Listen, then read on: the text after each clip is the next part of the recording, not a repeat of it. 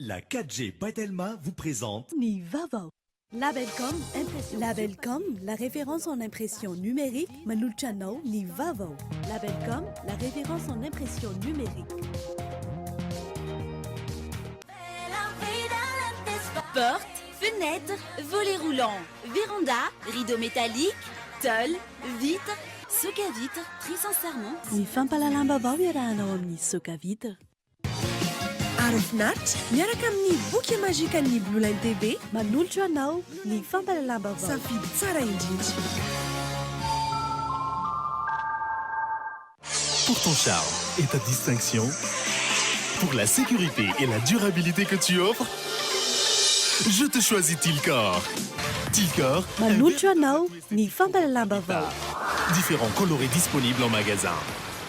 Batimax, la qualité au meilleur prix.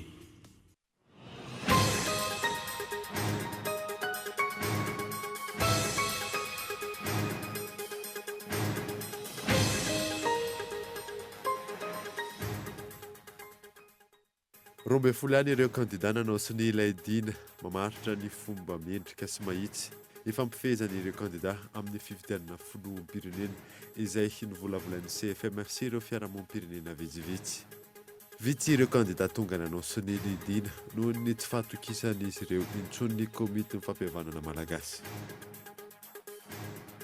Miantso ny fanjakana malagasy ny vondrana sadaiky anafaona ny fifanaovan-tsony tamin'ny orinasa Sono fifanarahana hitrandraka ny faritra masin'ny Madagasikara mandritra ny 10 taona. Tsy hiteraka fampandrosoana ho an'ny firenena malagasy izany raha ny fanambarana izay navoakan'ny SADC. Nahitana fiakarany tany afo hita tany anatin'ny ala amin'ny faritra 2020 eto Madagasikara tamin'ny volana septambra teo iny raha ampitahaina ny tamin'ny volana aogositra izay nitatitra izay navoaka ministera ny tontolo iainana. Miditra ao anatin'ny andro faharoa ny fifananana iraisam-pirenena etsy amin'ilay country club ilafy amin'ny taranja tennis. Ireo voka-dalao tamin'ity andro faharoa ity nentina aminao anatin'ny fampalalama vao. Maresaka iraisam-pirenena tsisy ny fanovana ireo mpikambana ao anatin'ny gouvernemanta frantsay mialohan'ny zoma ho avy izao. Mitohy araka ny tokony ho izy araka izany ny fanatanterahana ny filan-kevitry ny minisitra. Tsy mbola nisy solony ihany koa ny minisitry ny antitany valo andro taorian'ny fametraha-pialany. Adinindreo arahanao afaka fotoana fohy.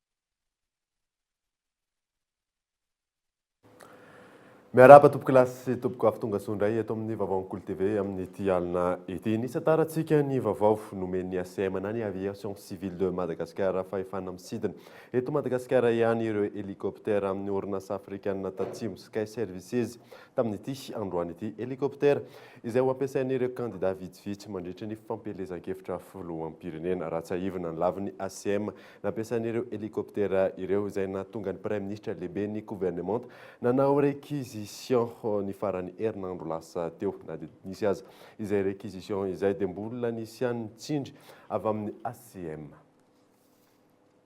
Manodidina n'izay fividianana izay hatramin'ny 12 ihany ireo kandida tonga nanao sy ny hiladina ifampifehezana ireo kandida amin'ny fividianana filoham-pirenena izay novolavolain'ny CFM sy ireo fiarahamonim-pirenena vitsivitsy. Noho ny tsy fahatokisan'izy ireo intsony ny komite mifampihavanana malagasy moa navitsy ireo kandida tonga nanao izay sy ny izay rahasoana ihany. Kandida filoham-pirenena 2020 tamin'ireo 430 mirotsaka ho fidiana filoham-pirenena no tonga nanao sy ny ilay dina mamaritra ireo fomba mendrika sy mahitsy ifampifehezan'ireo kandida amin'ny fividiana filoham-pirenena mba hisian'ny fitoniana no volavolain'ny CFM sy ireo fiarahamonim-pirenena vitsivitsy tetsy amin'ny ministeran'ny raharaham-bahiny malagasy anosy ny alahady fa 7 oktobra lasa teo fepotona farany tokony ho nanaovana izany. Raha jerena ny lisitra ireo kandida misy 12 na risika nanao sy ny ity dina ity dia ireo kandida efa nitondra tamin'ny fitondrana teo aloha avokoa tao ireo efa filoham-pirenena, prime ministre, ministra ary ireo efa nitana toerana ambony teto amin'ny firenena. Ireo heverina ho kandida matanjaka toa ny Rajoelina Andry, Ravalomahana Marika dia tsy tonga nanaosy ny tidiana mamaritra ireo fomba mendrika sy mahitsy ifampifehezan'ireo kandida amin'ny fifidiana filoham-pirenena mba hisian'ny fitoniana ity. Antony heverin'ny mpanarabavao na tonga ireo kandida matanjaka tsy nanaosy ny tidiana ity dia satria ireo kandida nanaosy ny tidiana ity ireo ihany no tena nanitsakitsaka ny lalana velona teto amin'ny firenena sy mbola miny mampiasa ny fahefam-panjakana, ny olom-panjakana, ny fitaovam-panjakana ka manitsakitsaka ny lalam-pifidiana amin'izao fotoana izao. Tsy heno tsy mangina ireo tompon'andraikitra mikarakara ny fifidiana manoloana izany. Tsy misy ny fepetra entitra raisina ihany koa ka mampametra-panontaniana ny maro. Teo dia teo ihany koa ny mbola tsy nisian'ny mangarahara avy amin'ny CFM manoloana ny resabe na nodidina ny fisian'ny akord politika na tsy mialohan'ny nananganana ity gouvernemanta iara-mitantana ity. Anatin'ny vaovaon'ny fampelezan-kevitra isika amin'izao fotoana izao tafiditra tanteraka anatin'ny fotoanan'ny fampelezan-kevitra mahaliana hatramin'ny vahoaka moa ny viana IEM izay atolotry ny kandida laharana fahatelo ambin'ny folo Andry Rajoelina satria eo ny tsapany fa vahaolana ilain'ny tany sy ny firenena. Mampiona rakoto sy Michela Ranarzo.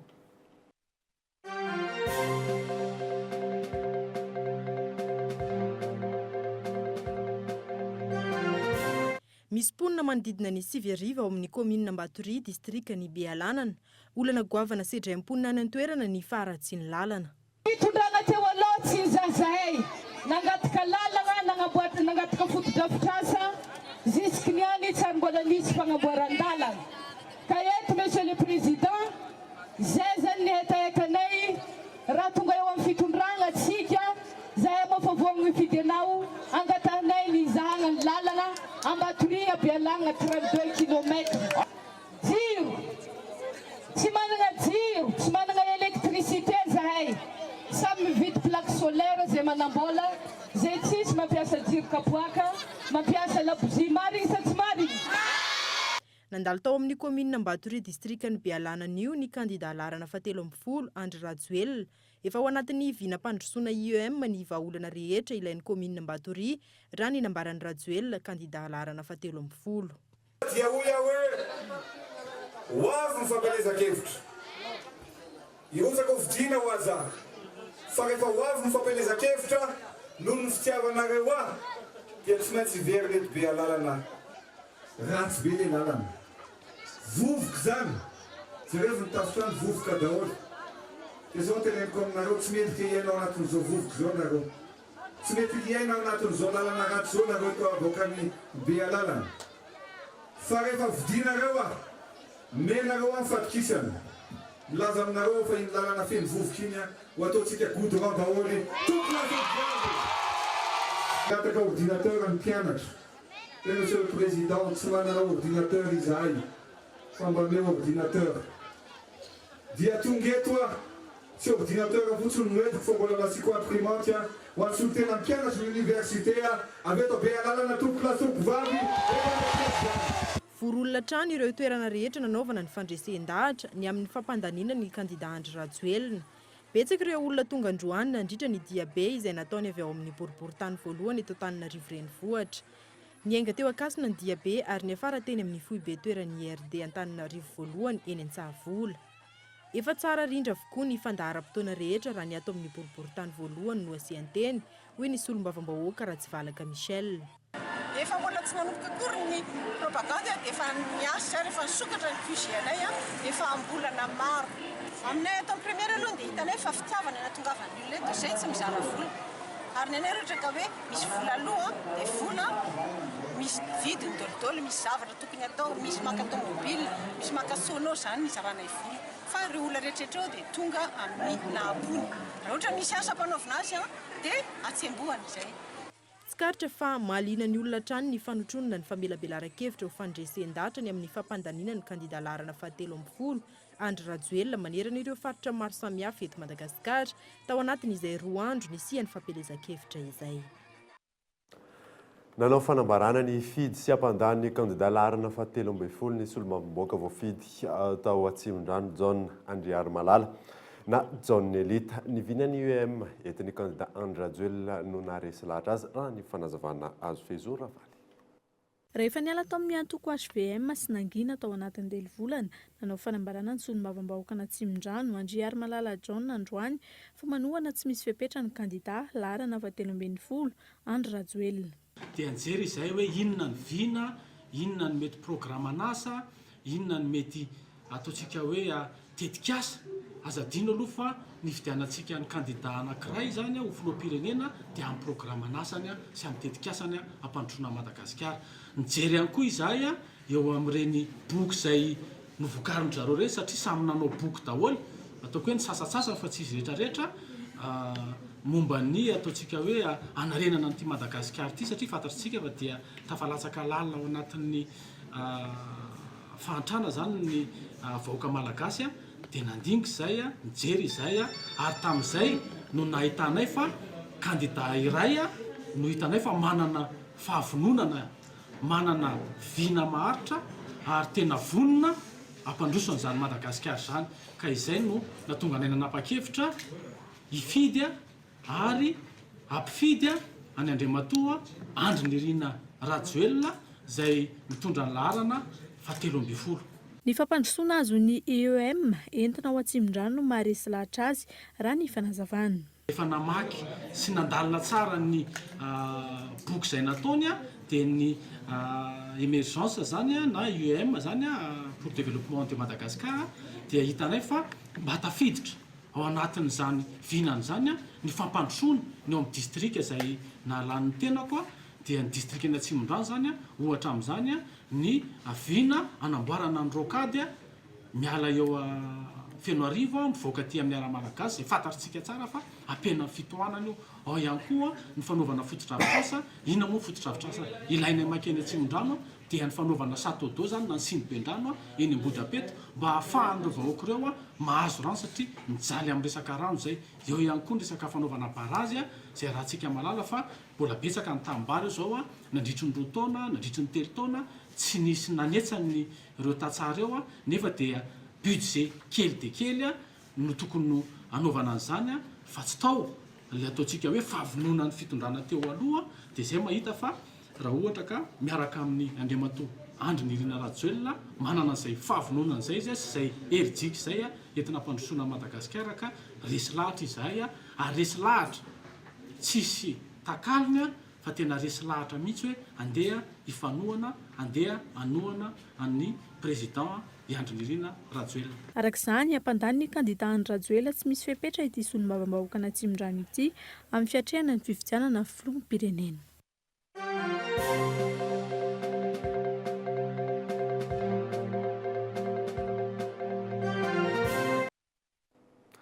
Izay vaovao ny fampelezan-kevitra fa miantso ny fanjakana malagasy ny vondrona SADC anafoana ny fifanaovan-tsony tamin'ny orinasa sinoa fifanarahana hitrandraka ny faridramasin'ny Madagasikara mandritry ny 10 taona. Tsy teraka fampandrosoana ho an'ny firenena malagasy izany raha ny fanambarana nivoaka ny SADC iona saina. Toy ny raharaha fifanaovan-tsony teo amin'ny fanjakana malagasy tamin'ny alalan'ny AMDP na ny Agence Malagasy de Développement Économique et de Promotion des Entreprises nosoloa ny io-gratifierana tena tany Pékin Chine ny 5 septambra teo nandritra ny 7e Forum FOCAC fifanarahana ny amin'ny fanomezana ny fari-dranomasin'ny Madagasikara ho an'ny orinasa sinoa mandritra ny 10 taona hitrandrahana ireo arenan-dranomasin'ny Madagasikara. Namoaka fanambarana ny vondron'ny SADC na ny Southern African Development Community fanambarana izay miantso ny fanjakana malagasy anafoana ny fifanarahana ka andinika sy aka ny hevitra ireo teknisianina mialoha ny andraisana fanapa-kevitra mamatotra ny vahoaka malagasy toy izao. Ambaran'ny SADC fa avery asa ho anam-panjono madinika maro ny firosoana amin'izany. Porofon'izany hoy ny fanambaran'izy ireo ny zava-miseho tany amin'ny faritra Atsimon'ny Nosy izay nahitana sambo mpitrandaka miisa 4 ka niteraka fasarotana teo amin'ny mpanjono madinika. Raha irosoana ny fifanarahana ka mela malalaka ireo sambo 300 sy 300 hitrandraka eto Madagasikara, mpanjono madinika mahery ny 5 hetsy no tandondozany sy ampiariny fa ihany koa hikorontana sy ho simba ny tontolo iainana an-dranomasina toa ny onko na ny mangrove. Ho sarotra amin'ny Madagasikara ny anafoana ny tsy fanjari-tsakafo sy ny anoanana ary ampiana amin'ny apahan'ny fahantrana mialohany taona 2024 ho hiatran'ny fanambarana navoaka ny vondron'ny SADC raha miroso amin'izay fanomezana ny vahiny ny fari-dranomasina izay ny fanjakana malagasy. efa nitranga ny toy izao tany Senegal tamin'ny fanomezan'ny fanjakana alalana sambo rosiana hitrandraka ny faridranomasina izy ireo. Saingy nanafoana izany tatorina noho ny fahitana ireo voka-dratsy maro naterany ara-tontolo iainana sy ara-piarahamonina. Koa nahoana ny fanjakana malagasy no mininikipy ho hiatran'ny ny fanambarana. Vahaolana rosina izy ireo manoloana ity tranga ity ny fanafaona ny fifanarahana na ihany koa miaino sy mifampidinika amin'ireo mpiantsehatra sy teknisianina ary ny fiarahamonim-pirenena mialoha ny andraisana fanapahan-kevitra toy izao ary ijery ireo olona maheriny dimihetsy izay tsy mivelona afa-tsy ny fanjonoana. Tsy ny fanomezana ny vahiny anjakazaka amin'ny faridranomasina Madagasikara mandritra ny 10 taona hoy izy ireo no vahaolana, fa ny fametrahana ny fanjakana tsara tantana atao anatin'ny 10 taona manaraka. Amin'izay fotoana izay ampidi-bola hatramin'ny 10 miliara dolara amerikanina i Madagasikara izay ambony lavitra noho ny fanomezana fahazahon-dalana ho an'ny sambo sinoa na ny sambo vahiny hafa. Araka izany, taorin'ny fikambanana fiarahamonim-pirenena sy olom-pirenena maro na ny hevitra sy nanao fanambarana momba ity raharaha ity nivoaka tamin'ny fahanginany ihany koa ny vondrona SADC. Ho an'ny mpanara-baovao, tsy famoronana orinasa sy famoronana asa no nataon'ny filoha teo aloha Rajaonary Mampianina Hery sy ny delegasiona niaraka tamin'ny tany Chine ny fiandohan'ny septambra teo, fa fivarotana tanindrazana sy fampahantrana ny malagasy, indrindra ireo izay mivelona amin'ny Jona. Andrasana manoloana izany ny fandraisana andraikitry ny tompona andraikitra isanambaratongany, manoloana ireo antso sy fanamelohana maro momba ity raharahana sambo sinoa miisa 300 sy 300 ity. Mandritry ny fionana an-tampony francophonie fa 17 Almeny no hifarana ny mahafiloha an-tampony francophonie ny filoha teo aloha Rajaonary Mampianina. Ho fantatra amin'izany ihany koa raha mbola ho tafajanona au secrétaire général ny OIF i Ramatoa Michael Jean izay mbola candidat amin'izay toerana izay hifarana amin'ny Zoma fa 12 ny volana oktobra izao ny fionana an-tampony izay. Hoentina aminao anatin'ny fampahalalam-baovao Cultive FM ihany ny antsipirian'izay fionana izay. Lafim-baovao hafa kosa indray dia ny teknôlôjia mamaky ny QR code izay singa ahitana mombamomba ny olona iray dia ahafahana mahita na biometrika ny permis iray na tsy. Eo ny nambaran'ny ministry ny atitany mahakasika ny permis biometrika izay lazain'ny orinasa SETIS fa application manokana tsy natao ho an'ny daholobe natao hijerena izany fehizoro avaly. Azo hijerena ny mombamomba ny olona iray manana permis biometrika rehefa teknôlôjia afaka mamaky QR code. Io no navalin'ny ministry ny atitany raha nanontaniany ny mpanao gazety mikasika ny nambaran'ny orinasa SETIS tamin'ny mpanao gazety ihany koa fa application manokana ary tsy natao ho an'ny daholobe no hijerena ny maha biometrika ny permis iray ka mamoaka ny mombamomba ny olona tompony. Dikan'izay, ity zao mialatsina directeur général, io zao misy téléphone iray dia raha misy permis anankiray dia izay mety ho lecteur ana QR code rehetrarehetra izay téléchargeable amin'ireny plateforme fantatritsika rehetrarehetra ireny Play Store sy ny sisa ireny. Raha iny fotsiny téléchargenao ohatra dia scanenao amin'iny izay manana permis any manarana an'izany nareo rehefa avy eo angamba scanenao amin'iny dia tokony tonga dia ho hita amin'izay ny mombalay olona rehetrarehetra.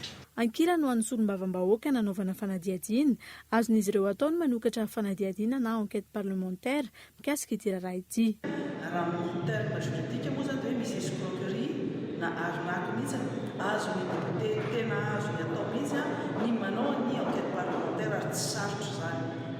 Ny tompon'andraikitra an'izay fotsiny avy eo no tsara vatarina hoe iza daholo no voalohany eo anatin'io misy olom-panjakana sy na ministra sanatry ny vava na secrétaire général sy ny sisa ve inona daholo dia ireny procédure ireny no arahana raha ohatra ka misy an'izay tompon'andraikitra zay.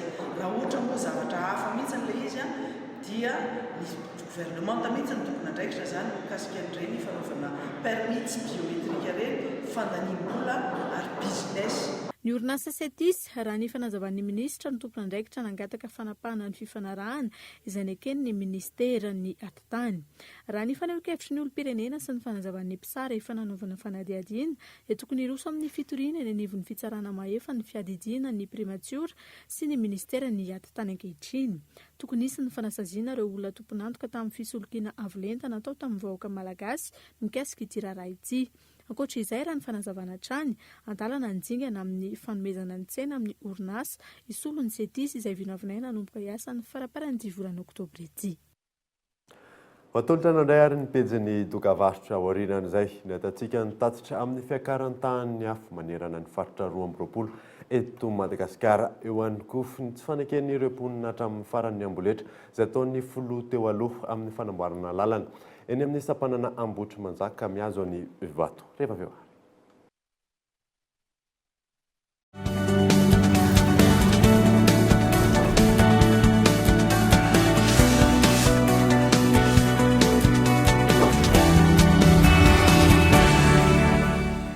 Taloza rehefa hiantso mila mampiditra kody raha zany lafo be miantso indrindra makany amin'ny opérateur hafa ary mila lanina koa ny forfait raha zany mahanjavona taony crédit sao za efa bip tsy misy an'izany tsony tsy mila mampiditra kody ary zato dia efa afaka miantso mihoatrany 2 minitra ary isa segondra miala ny crédit miantso ny tambazotra rehetra zany 7 jours sur 7 na oviana na oviana bip ampiasaina bip mora indrindra rehefa hiantso ny tambazotra zay tianao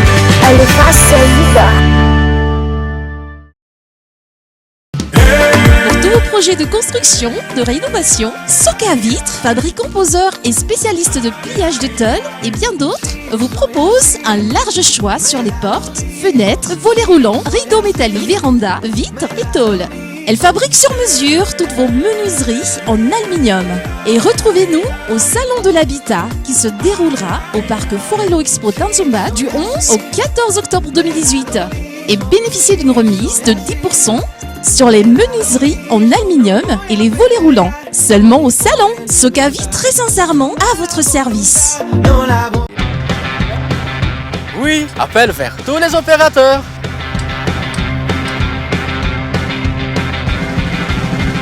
Oui, appel à l'international inclus. Oui, mes SMS, je ne les compte plus.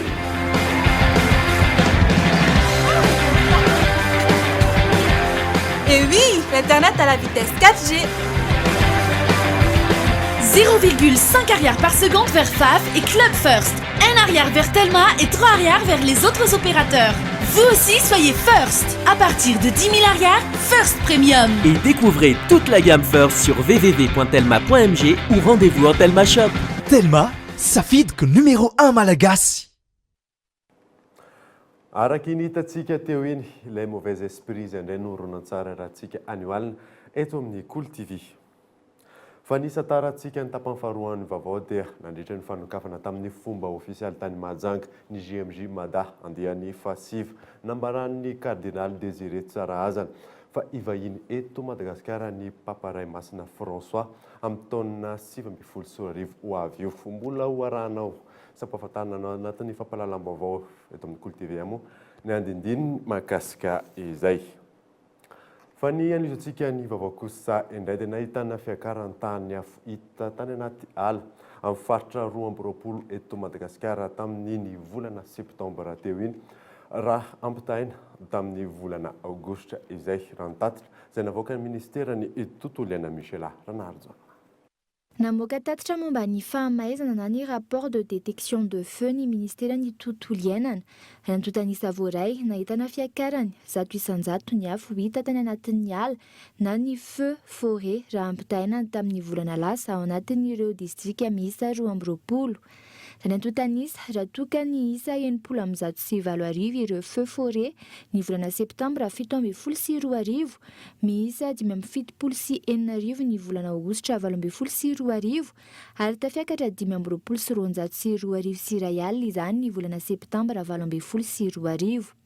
Hanantontanisa trany raha nanomboka ny fiandohany ny volana septambra hatramin'ny faran'ny volana septambra teo ny faritry Menabe, Atsimo andrefana, Melaky, Boeny ary aloatra mangorona ahitana feu forêt betsaka indrindra. Menabe 720 Atsimo andrefana 320 Melaky 700 Boeny 700 ary aloatra mangoro 307. Ankoatra ny tatitra momba ny fahamaizana hita any anatin'ny ala nisy ihany koa ny tatitra ireo avy tsy tany anaty ala na ny antsoina hoe non forêt. Raha ampitaina tamin'ny taondasa hatrany dia izany hoe ny volana septambra 2022 nahitana fiakarany ihany izay avy tsy tany anaty ala izany na ny feu non forêt. Raha toka miisa 377 sy 704 alina izany ny septambra 2022 niakatra 4,740 izany ny volana septambra 2024. Ny faritry Melaky, Boeny, Menabe, Iorombe, Alaotra Mangoro kosa nahitana feu non forêt betsaka indrindra. Melaky 540, Boeny 577, Menabe 7,4, Iorombe 7,7 ary Alaotra Mangoro 5,7. Mahakasika ny fananantany kosa indray dia tany azo anorenana saingy tsy nazahoana alalana mazava sy taratasy. Izay ny fanazavan'ny tale jeneraly ministeran'ny fanajariana ny tany momba ny fanotofana tany mitranga etsy amin'ny fokotany Ambohibary Antanimena. Michela Ranarjo.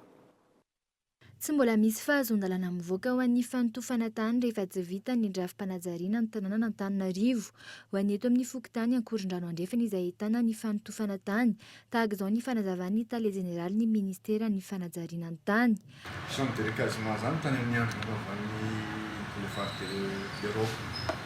Dia fanasiany amin'ny masera dia lasa privé daholo dia ambony ilay terrain io. Izay zavatra ny fatranina amin'izao fotoana izao. Fa ny FFK io mbola ngeza be dia misy privé ilay fotoana mety. Dia tsy chambre de recasement intsony zany ny anarany. Kasika indray hoe anorina ilay olona dia tsy maintsy manaraka ny lalàna mikasika ny fanajariana tanàn-dehibe sy ny fambina trano izy. Tsisy permis misoratra zany dia zany dia licite aloha izy. Tant que mbola tsy affiché eo zany le permis ara-dalàna hoe voaja daholo le fepetra dia licite izy. Ohatra le plan d'urbanisme Antananarivo milaza hoe zone d'extension industrielle ohatra ny eo Ankorondrano zao zay. Eo amin'ny fraise io zany efa matoa fraise afaka mipetraka teo. Dia zay le zone d'extension industrielle izy.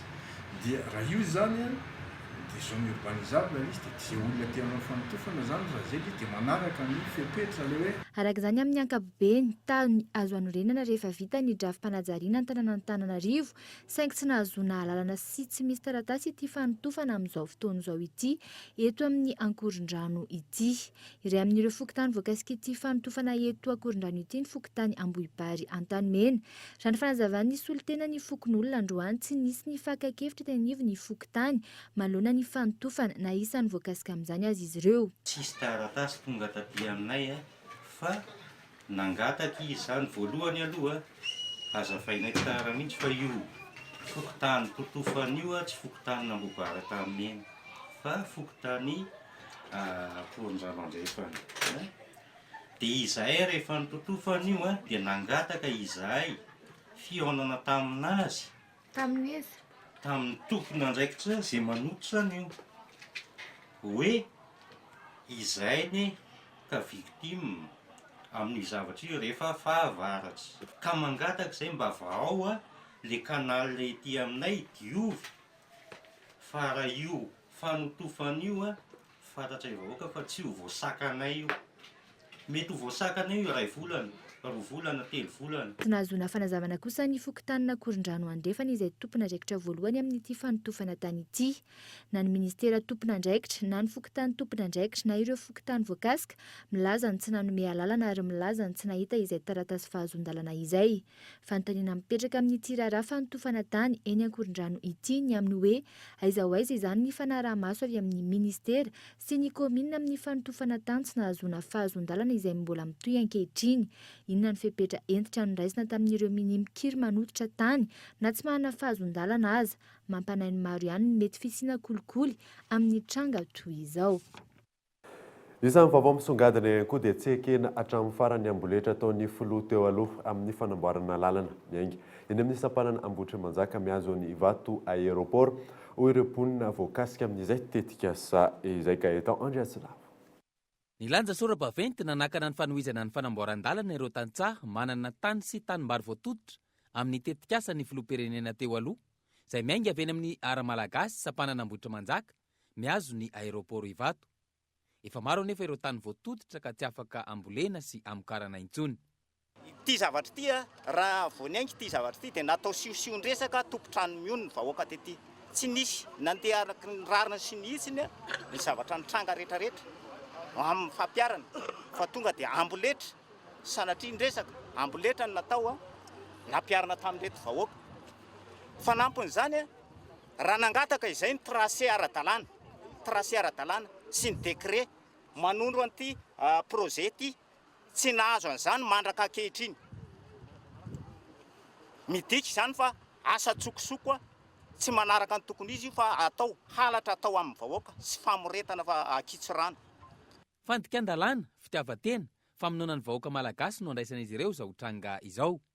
Antony, tsy nisy fampahafantarana mialohan'ny mponina momba ny tetikasa, tsy nisy fakana hevitra, ary tsy voahaja ny voasoratra ny lalàna amin'ny fananganana tetikasa tahaka izao, hoy ny mpisolo vava. Sady tsy manara-dalàna, tsy manaraka ny rariny, tsy manaraka ny hitsiny. Tiako tenenina amin'izay dia izao, ny fomba fanao eo amin'ny lalàna raha misy expropriation na utilité publique io na utilité ninninina io, tsy maintsy misy ny fampiresahana amin'ireo olona concerné. Indrindra fa le hoe fijerevana alizy commodo incommodo amin'izay fotoana izay manko. Raha atao io zavatra io dia afaka mba mifanaraka sy mijery miaino ny etaetan'le vahoaka, le fanjakana hoe inona ny zavatra etaetan'reto olo reto raha ohatra miseho zavatra io dia manazava zany fanazava. Tsy misy ho zavatra io tompo. Zavatra nisy dia hoe tonga dia navoaka fotsiny décret hoe zao miala ianareo satria anaovana lalana présidentiel io zavatra io. Efa nisy ny sosikevitra narosony vahoaka sy ireo tompon'ny taniny amin'ny tokony hanatsarana ny lalana, izay efa misy, saingy ny manampitsofina ny mpitona teo aloha, tsy mijery afa-tsy ny tombotsoany manokana. Raha tsy ivona, mialo amin'ny sampanana ambotry manjaka, miankandrefana, mahazo ny fokotany ankadivory, mianavaratra ka mahazo any ambon'ny loaka, andranony tapahana, may bahoaka, andrefa ny layoto kanadienne, avy eo miazo any Don Bosco, ary mifarana eny amin'ny aéroport Ivato ity lalana atao ity. Lafim-baovao hafa kosa indray dia tafapetraka tamin'ny fomba ofisialy tamin'ity androany ity ny ratsan'ny orinasa japonais Tokyo Sangyo eto Madagasikara. Tanjona ny mafisana ny fifandraisana ara-baritra sy ara-ekonomika eo amin'ny firenena rotota. Yves Richard. Vonaniana mafy ny fiarah-miasa amin'ny Madagasikara ny fanjakana japonais araka ny tapaka nandritra ny fametrahana ara-pomba ofisialy ny rantsan'ny orinasa Tokyo Sangyo eto Madagasikara androany. Ankoatra ny fandraisana anjara amin'ny famokarana herinaratra, ny fanamafisana ny fiatrehana ny fanantontoloana sy ny fampiroboroboana ny fahaiza-manao ny mpiasa. Isan'ny tanjona voalohany Tokyo Sangyo ny fanitarana ny seranatsambo ny toamasina raha ny fanazavana. Mandray anjara amin'ny fanitarana amporo izy eo amin'ny sihatry ny machine zany fanamboarana construction, machine de construction sy ny camion zany tena ataony. Ny fitombony tany arikariana ny Madagasikara no isan'ny nahasarika ny Tokyo Sangyo. Tsara lavitra raha mitaha amin'ny firenen-kafa, aty amin'ny faritra Afrika subsahariana ny tany arikariana fa hobe 500 eto Madagasikara. Orinasa japonais goavana maro arak'izany no efa maniry hiara-iasa amin'ny Madagasikara raha ny fanazavana. Nous avons eu deux grandes entreprises japonaises. Manana orinasa roa goavana izahay mipetraka eto Madagasikara. Eo ny Somotomo izay mampiasa volabe indrindra ao Ambatovy. Eo ny Hayo miampy ny orinasa Consulta Global ary izao indray fary izahay mahareny fipetrahan'ny Tokyo Sangyo eto Madagasikara. Nous avons le plaisir de constater de cet annoncement officiel d'ouverture d'un bureau permanent de la part de Tokyo Sangyo. Zava-dehibe tsy azo hodivirana amin'ny fampiroboroboana ny tontolon'ny fampiasam-bola sy ny fanatsarana ny tontolon'ny fandraharana eto Madagasikara. Ny fiarah-miasa amin'ny Tokyo Sangyo, indrindra ny fanjakana japonais, hoy teo anivony EDUBM. Mpiara-miombona antoka lehibe ao Madagasikara i Japon. Izy no fahatelo amin'ny fampiasam-bola vahiny stock d'IDE amin'ny fiteny baika. Izy ihany koa no tsena fahadimy ho an'ny vokatra fanondrana malagasy ary tafiakatra 740 tapitrisa dolara amerikanina ny sanda ny fanondranana entana malagasy nakany Japon tamin'ny taona 17 sy 2000. Fiarah-miasanay rotota ohatra ny lafo ny fanatsarana ny tontolon'ny fandraharana izay vatsiany maso ho japonais vola ka tato anatin'ny 3 taona dia mihoatra ny 20 ny fanavaozana vita. Tafiakatra 300 lavitrisa ienina ny vola ampiasain'ny orinasa raha ny fanazavana. Andrasa ny tondra fanatsarana eo amin'ny lafiny ara-tsosialy sy ekonomika arak'izany ny fipetrahany rantsan'ny Tokyo Sangyo eto Madagasikara. Vaovao ara-panatanjahantena kosa indray dia miditra tao anatin'ny andro faharoa ny fifaninanana iraisam-pirenena etsy amin'ny Le Country Club Ilafy eo amin'ny taranja tenisy. Ireo voka-dalao tao anatin'izay andro faharoa izay no entina aminao anatin'ity fanadidina manaraka ity Henri Florian.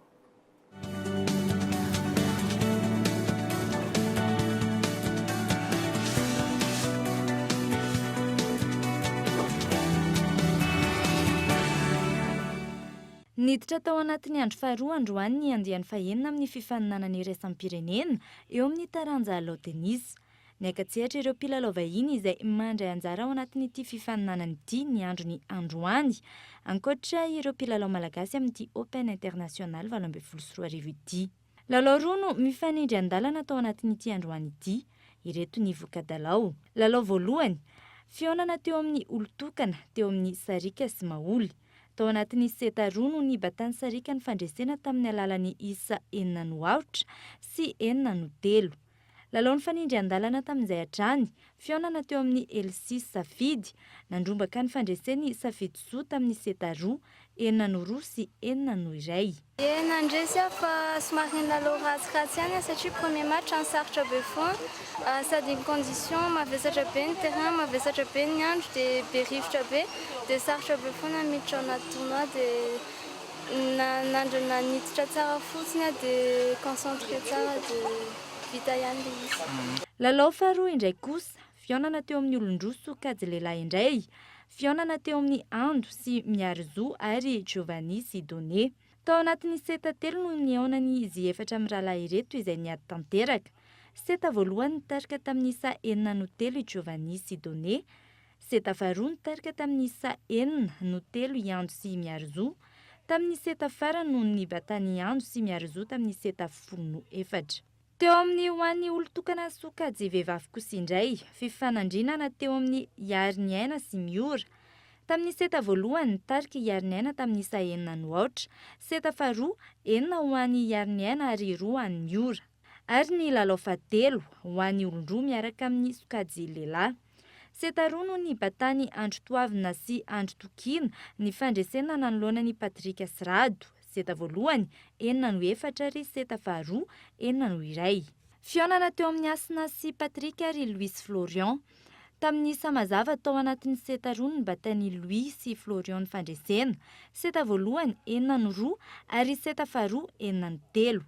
Zay retanany zany izy satria voatazana tsara izy zany efa hoe mikofoka tsara le tsika efa amin'ny problème kely zany le resaka entraînement tsy ampy dia izay mahatonga an'ilay hoe tsy mahavoakofokofoka firy. Somaro zareo manko matetika efa ampiampy an'ilay compétition dia tsika indray isaky ny taona fa manao compétition dia somaro miraikidraikitra kely le déplacement. Ary ny lalao fahaefatra teo amin'ny double dame, fionana teo amin'ny Yarniony sy finaritra ary Safidy Soa sy Maholy. Nafana sy niady tanteraka ny fionana teo amin'ny rotonta.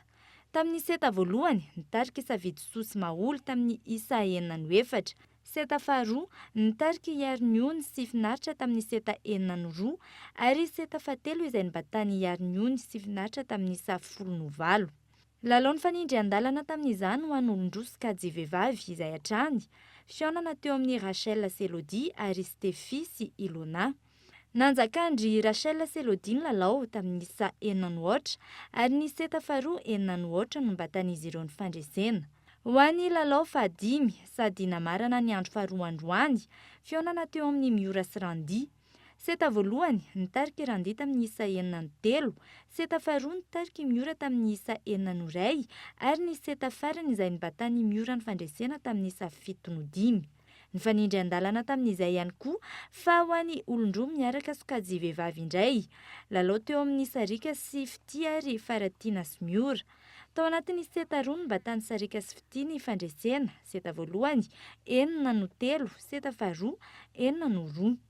Itoy raha mipitso ny andro fahatelo amin'ity tennis Open International 2024 ity, lalao izay ionan'ireo kalaza eo amin'ity tontolon'ny taranja tennis ity. Fifaninanana izay tsy farana ratsy ny alahady ho avy izao etsy amin'ny Le Country Club Ilafy.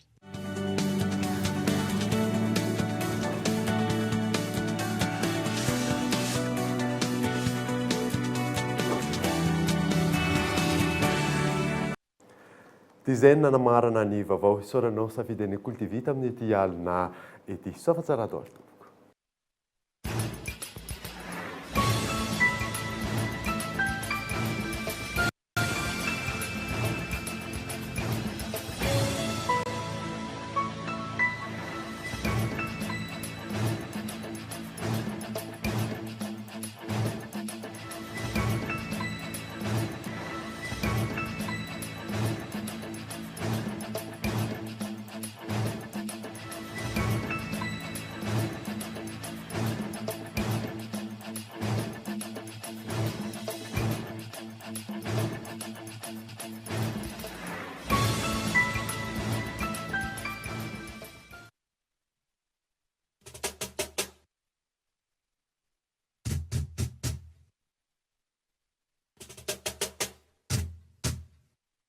Chez Batimax, composez les couleurs de votre choix avec la peinture Trix. Narainao teo ny fampalalambavao miaraka tamin'ny Batimax, la qualité au meilleur prix.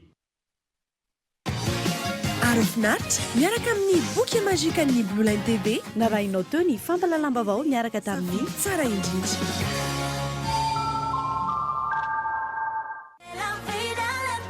Portes, fenêtres, volets roulants, véranda, rideaux métalliques, tôle, vitres, soc à vitres, tri sans serment. Ny fampalalam-baovao niarahanao tamin'ny soc à vitres. Labelcom, narainao teo ny fampalalam-baovao niaraka tamin'ny Labelcom, la référence en impression numérique.